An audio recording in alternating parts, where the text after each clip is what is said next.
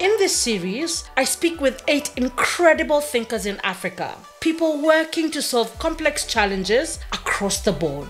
We discuss the civic space in Africa, the physical and online spaces where people come together to exercise their rights in shaping our societies. The civic space is important because it provides everyone with an opportunity to contribute to a thriving, inclusive society. Join us for these diverse topics, from ensuring technology positively serves society to ensuring that communities come together to increase women and youth's participation in decision making. I'm Natasha Kimani. Chinenye, you were one of the youngest advocates to open a law firm. You did this at 26. What led you and inspired you to open a law firm at such a young age? And what were the challenges you faced as you did that? Okay, so if I'm being very honest, I stumbled into it. When I started out, I didn't think I could do it, but it was one of those things where I was working in a top tier firm. And when I left the firm, I didn't see a clear growth trajectory for myself. And I said, okay, someone gave me the idea and... Who's the person? You need to thank Funny enough, we started out together, so it was just a couple of people, but then one or two of them, sort of didn't stay the cause, and then, other things happened, and then I was all on my own. So I had to decide, do I continue on this path or do I just go back to my comfort zone? And at that time, everybody discouraged me, like most people. Just a few people said, okay, you could do it. Even my father was like, are you sure? We live in a country that women, especially young women, are looked down on. And then my profession, law, is very male-dominated, a certain level, especially at the leadership level. You don't find a lot of women. And so it was an uphill task. It was blood, sweat, and tears, literally, the first few years. What are some of the lessons you've learned? I think you have to believe in yourself. You have to have that clarity of purpose, regardless of what anyone tells you. You need to also develop yourself. So I always knew that, I had mentors. Let me just be fair. I had mentors who I spoke to. And one or two people told me, 2 things will make you stand out. You can either go the way, other people go, do things, get involved in messy things, or you can be excellent at what you do. You can be the best. So to me, I said, you know what? I'm going to try and be the best. I might not do everything, but I'll find my own niche. And I would study, I would, research, I would go for conferences, I'll travel, I'll do anything it takes, and then persistency. The no's will come, but the yes will come eventually. So that staying power is really, really important. And the grace of God, I have to give credits, the grace of God. And over time, I've built an amazing team of young people. We have some of the smartest people on this continent. So I work with an amazing team of lawyers, consultants who are doing, phenomenal work. And then the people who took a chance as well, the clients and the people who believed in me. I mean, we've been able to work with top tier global organizations. And they took a chance on a young person. So I have to give them credit. You mentioned that you create opportunities for policy dialogue. How often does that happen, and what changes have you seen when you've brought policymakers on one hand and young people on the other? So, like I said, it's still a new fund. But so far, like last year when we unveiled the grantees, we had the Deputy Speaker of the House of Representatives. We had the Minister of Youth, and we had other high-level government officials. Also, we have this report that we launched, which is called the Nigerian report, and that was done by bringing together young people from across the country. And we had several sessions where they really expressed their views on the Nigerian.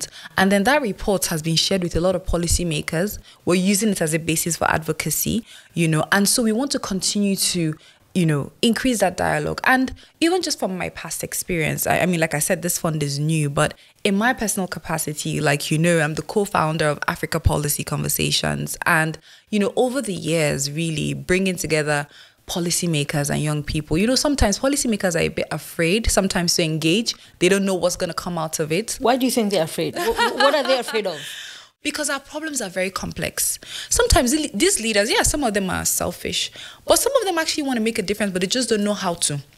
And so if you come to them with this very antagonistic, oh, you know, you're rubbish, you're they'll shut you down, they won't listen to you, and that's the end.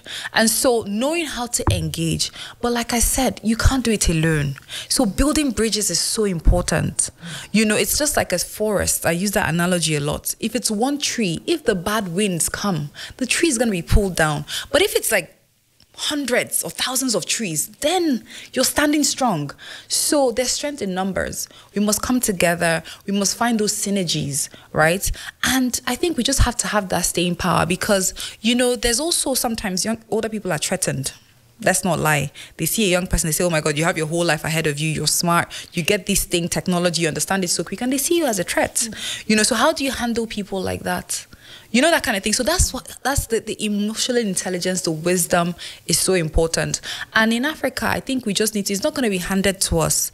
You need to also pay the price. You know, you need to get involved, go to your grassroots, you know, start building those movements from the grassroots. You need track record because sometimes people also want tokenism, and tokenism is wrong. You don't want someone to just hand something to you because you're a young person. No. Are you a qualified young? Because we've seen disasters. Being young is not enough. It's not enough. It's not the only thing. Sorry to say, you know, even in Nigeria, we've had some people who have really messed up that young people. They've come in and they've disappointed us, right? And so now we know that it's not just about being young or being a woman. You actually have to be credible. You need to have the capacity as well. So young people, go and make yourself the best. Be excellent at what you do, and you'll be sought out.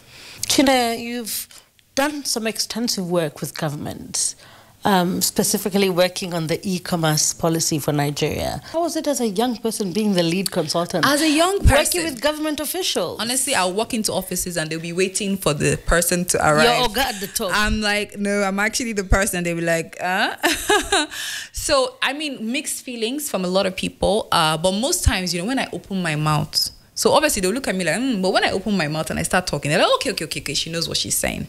And so over time, you know, I'm not going to lie, it was very difficult working with various government agencies because e-commerce is cross-cutting. So you have the area that deals with trade, the Ministry of Trade and Investment. You have the area that deals with the aspect, so the digital economy, you have the postal service, you have the taxation, you have the central bank, so many agencies, and you had to interface with each and every one of them.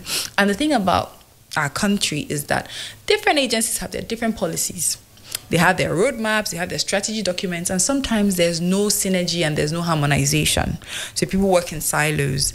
And sometimes even people in the ministry don't even know what the policy is. It's so crazy. I recently listened to one of my role models, Ngozi Okonjo-Iweala, who is the head of the World Trade Organization. And she was in Nigeria recently talking about digital trade. And it really warmed my heart that we had done a lot of the groundwork already, you know, to make sure that we have that e-commerce and digital trade policy for Nigeria. So I'm really looking forward to it because, you know, with the Africa Continental Free Trade Agreement, Africa trying to trade as one block, most of it will be digital, you know. And when it comes to services as well, you know, the creative industry, technology, most of it is digital.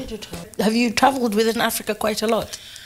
Yeah, so post-COVID, I made a vow to go to more African countries. So I've been to a few African countries, but I want to go to more. What's your favorite African country and why is it Kenya? How do you know? No, Kenya is amazing. Yeah. Oh my God. Kenya gives you everything in one country. So you have the beaches, the white sand, blue water. Then you have like a city like Nairobi where you have the commercial, but you also have like a beautiful park there where you can see animals. At lunchtime, you can literally go and see giraffes and lions. And the people are so hospitable, really easygoing, no wahala. It's a very cosmopolitan city, nice hotels, nice restaurants, great nightlife. Oh my God, I can go on and on. Like Magical Kenya should hire you. You are the greatest. You know, I was Kenya. Literally looking up our brand property. Ambassador. I was literally looking up property. Are you serious? I was like, I could live here. I mean, I went to Kenya first in 2009. It was a long time ago. I went to the Masai Mara, did all that. And I went twice recently. And, you know, the last time I was like, I could live here. In fact, I want to live here. And I actually started looking up like properties and stuff. So yeah, Kenya is nice. Rwanda is nice as well. South Africa, Ghana. Absolutely. We have so many amazing cities that I like to visit as well. And we need to travel more within our continent. You've been listening to Talk to Me Direct. follow and subscribe on YouTube and wherever you get your podcasts.